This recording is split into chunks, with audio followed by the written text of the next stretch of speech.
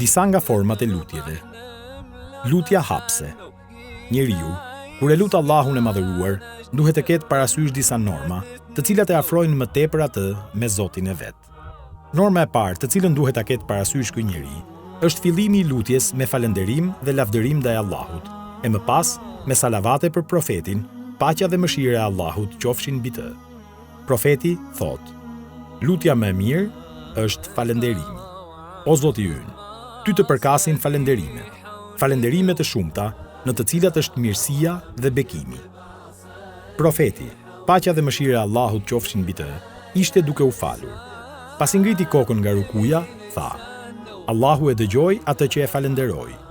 Një burr tha: O Zoti ynë, ty të përkasin falënderime të shumta, në të cilat është mirësia dhe bekimi. Pasi mbaroi namazin, profeti tha: Kush ishte thënësi i kësaj lutjeje? Burri ju përgjigj: Unë. Profeti tha: Pash 30 e ca me lajke që nxitonin kush e kush ta shkruante më parë. Transmeton Buhariu dhe Muslimi. Ty të përket falënderimi sa qiejt dhe sa toka, dhe sa ka ndërmjet tyre, dhe aq sa ti dëshiron prej gjërave të tjera. O Allah, s'ka kush e ndalon atë që jep ti, dhe s'ka kush e jep atë që ndalon ti, dhe nuk i bën dobi pasanikut tek ti, pasuria e ti. Profeti, paqja dhe mëshira e Allahut qofshin mbi të, thotë: Nëse ngrihet imami nga rukuja dhe thotë: Allahu e dëgjoi atë që e falenderoi, dhe ata që falen thonë: O Zoti ynë, ty të përket falenderimi, dhe të dy thënie takohen me fjalët e melajkeve, u falen atyre gabimet e kaluara.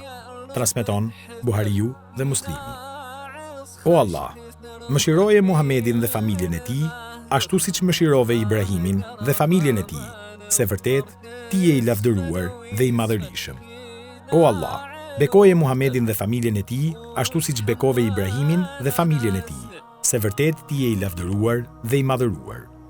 Kjo është forma më e saktë e salavateve mbi profetin, paqja dhe mëshira e Allahut qofshin mbi të, e transmetuar në dy librat e vërtet, Buhariut dhe Muslimit.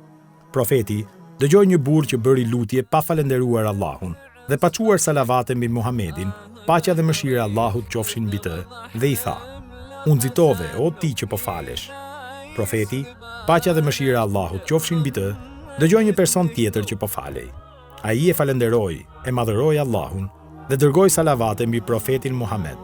Këtij i tha profeti: Paqja dhe mëshira e Allahut qofshin mbi të. Lutu të përgjigjet, kërko të jepet. Transmeton Buhariu dhe Muslimi. Nuk ka Zot që e meriton adhurimin përveç teje, o Allah. Ty të përket lavdërimi. Unë vërtet isha prej të padrejtëve. Transmeton Tirmidhiu. Kjo ishte lutja e profetit Yunus. Paqja dhe mëshira e Allahut qofshin mbi të, për të cilën ka thënë profeti Muhammed: Paqja dhe mëshira e Allahut qofshin mbi të. Nuk lutet një musliman me këtë lutje, veç se ja pranon Allahu atë që kërkon. Kujtoje Dhunnunin, Yunusin, kur iku i zemëruar e mendoi se ne nuk do ta dënonim, e andaj thërriti nga errësira. S'ka Zot tjetër përveç teje. Qofshi lavdëruar. Me të vërtetë, unë kam gabuar. Ne ju përgjigjem atij dhe e shpëtuam nga brengosja. Kështu ne i shpëtojmë besimtarët. Enbiya, ajeti 87-88. Allahu i madhëruar ka përkujtuar në një ajet tjetër shkakun e shpëtimit të Yunusit. Ai thotë: Nëse nuk do t'ishte prej atyre që lavdërojnë, do të qëndronte në barkun e peshkut deri në ditën e ringjalljes. Safat, ajeti 143-144. Nëse thret ndonjë person, ka shumë mundësi që nuk të dëgjon, ose mund të ngushtohet me kërkesën tënde, ndërsa ai, i cili është i pastër nga tëmetat, me cilësitë e mira e të përsosura, e dëgjon çdo thirrje, edhe atë të cilën thirrsi nuk e do që t'i dëgjohet. Allahu i përgjigjet të robit të vet, edhe nëse ky nuk e thërret me emrin e vet, si dhe i përgjigjet lutësit, edhe nëse ky i fundit e ka harruar lutjen e bërë më parë.